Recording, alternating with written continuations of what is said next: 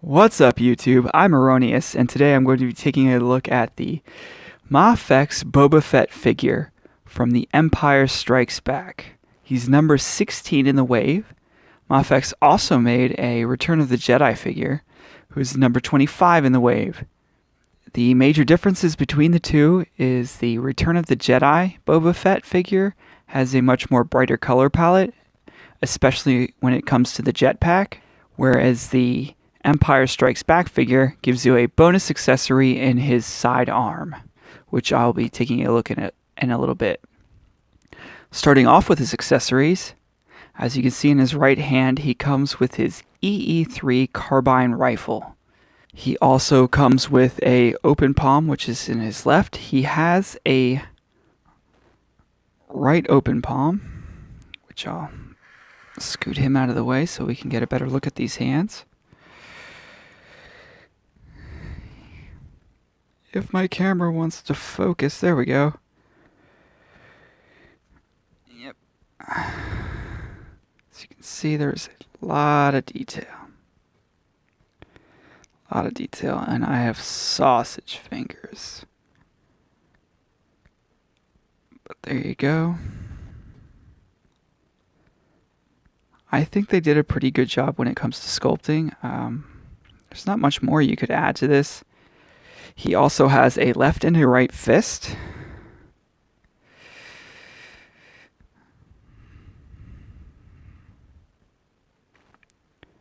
Which again, I think the detail and the paint apps are really good. I'm not the best customizer. I like to customize. But yeah, I wouldn't dare mess with this. I think it looks great the way it is. Alright, let's slide him back into view. Actually, let's take a look at his sidearm. Got his sidearm tucked in right there. Pouch opens. Like so. And then you can slide out the gun.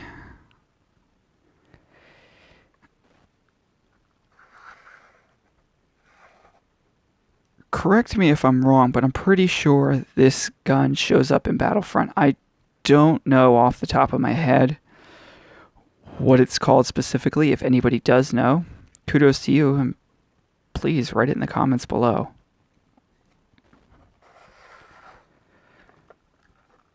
Slide that back in here.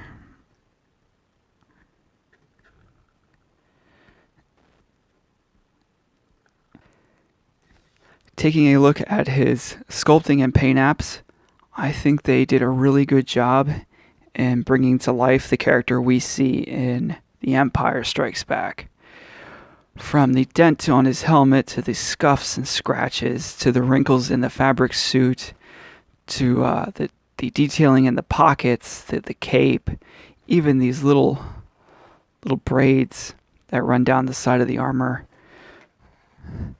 They went very high in the detail department.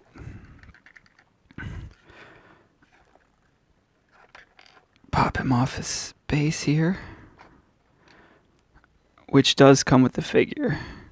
For those of you who are new to collecting these figures like I am, these clear stands do come with them and are good for standing them up or in flight poses like I just had him.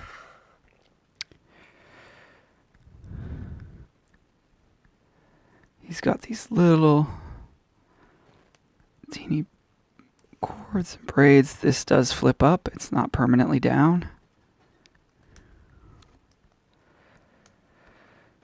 Alright. Giving you a look at his helmet.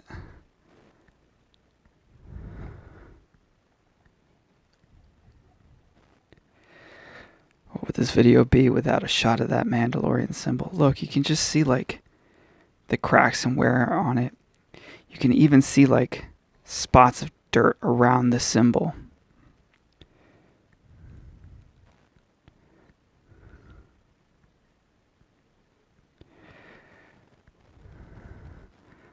I swear this camera isn't even doing this justice.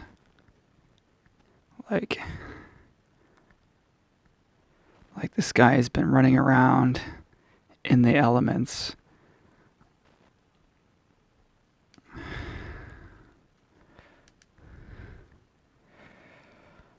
See on his chest piece, this little, look at that. I mean, the detail, look how small that is.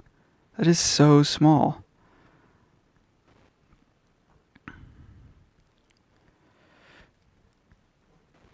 Just from the different patterns, he's got a streak running down this centerpiece. Like, it's been scraped against, it's been rained on, it's even, if you notice, it's not even completely straight. Like, it's been used. It's not, he's no shiny, as the clone troopers would call them. He's definitely no shiny.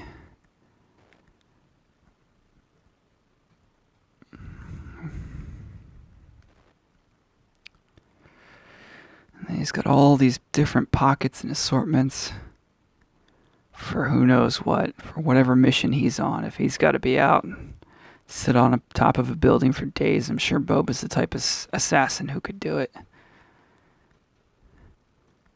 He's just got all kinds of tools, this guy.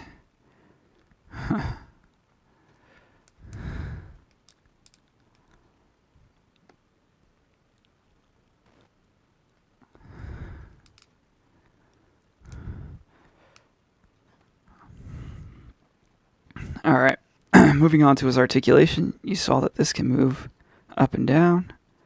It's pretty fluent. It is brittle feeling, so be careful. His head can do a 360 degrees, like the Exorcist. He has a top and bottom joint. There's one in the neck up here, connecting to the head, and then there's one at the chest. So it really does. If you futz with it, you can get different types of poses, like especially helps with the head tilts, like head tilt forward, slightly up or back. It really does help with his range of motion. Where one spot stops, the other takes over, like when leaning his head back. If you notice, this plate of armor blocks the lower one, so the upper one takes care of it. Whereas looking down, the lower one does a lot of the work into helping give it that effect where he's looking down. So it's really nice. He's got shoulder articulation, which the more you push up, this armor piece comes up, and it'll stay up for a little bit and then come back down. But you want to be careful because it's on there tight for now, but 5 years, 10 years down the road, assuming you keep this figure that long, I think I will. It will. Oh God, I thought it was broken. It was just a little black tie off at the top there. I'm like, no, why is it broken already? All right. Swivel up, and then you can turn it here. So you've got multiple options. It's a ball with I think like a swivel joint on top. Yeah, something like that. Moving down to his elbow. His elbow can bend that far up.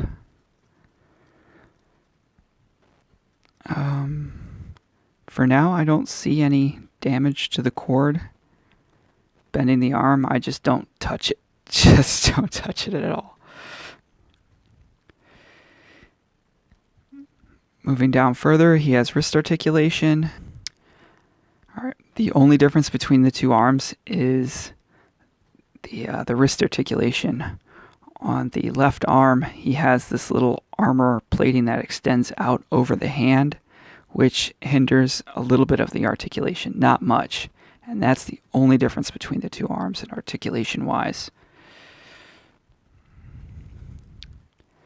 All right, moving down on the figure, Boba Fett has a upper abs joint and another joint just above the hips. I believe, as far as appearances go, this joint does not hinder the figure in any way.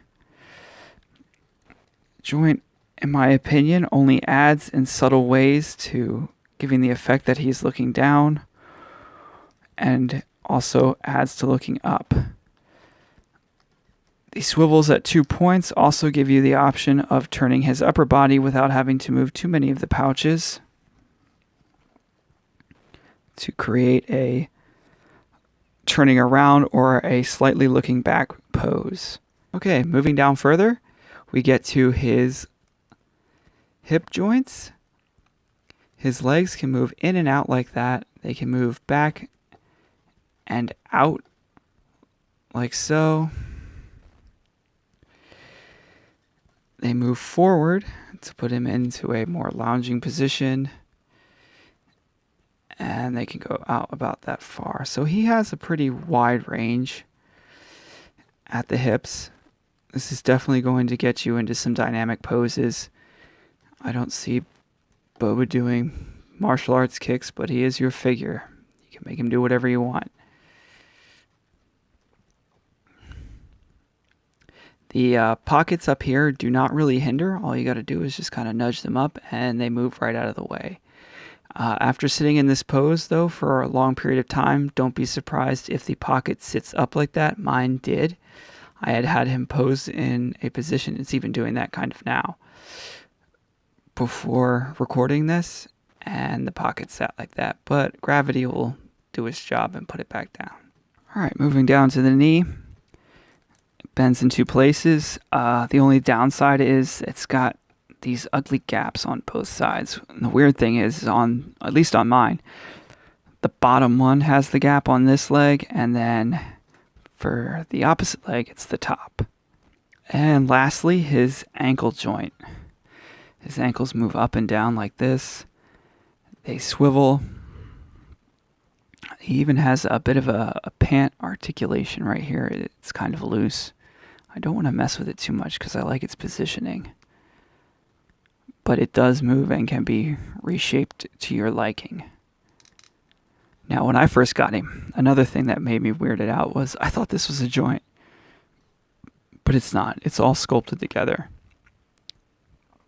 Maybe it was supposed to be a joint. I don't know. It even has a line running across the top. Somebody messed something up. I don't know. Or maybe that's just the design of his shoe. I don't know. Maybe I'm a terrible Star Wars fan. Personally, I think looking at Boba's face is much better than his feet, but whatever. For a size comparison, we've got Boba standing next to a 3 3/4 inch Anakin Skywalker. Next to them is a Black Series Kylo Ren. What I find interesting about these 6-inch figure line is that the three main companies that I know of doing them right now all seem to blend together. Those three companies being Medicom, Mafex Figures, Mattel's Black Series, and Bandai's SH Figure Arts. All three of these lines, I think, in my opinion, can be intertwined seamlessly and can make some pretty cool dioramas or just shelf art. My final thoughts for this figure is Mafex did a really solid job. If you're going to go for a Hot Toys figure, in my opinion, you've bought the premium figure. There's also the Sideshow statue, which is really well done. A person who prefers the 6-inch figures, this is a solid choice for you. There is also the Return of the Jedi figure, which I think most people are going to buy both, and I see myself getting the other one in the near future. There is the Black Series figure, which the price point varies because of knockoffs and bootlegs. You need to be very careful when getting this figure. So, like I said in closing, I think this is a really solid figure. Some cons of the figure, I definitely think that we could have gotten more. I think a few more hands would have been great.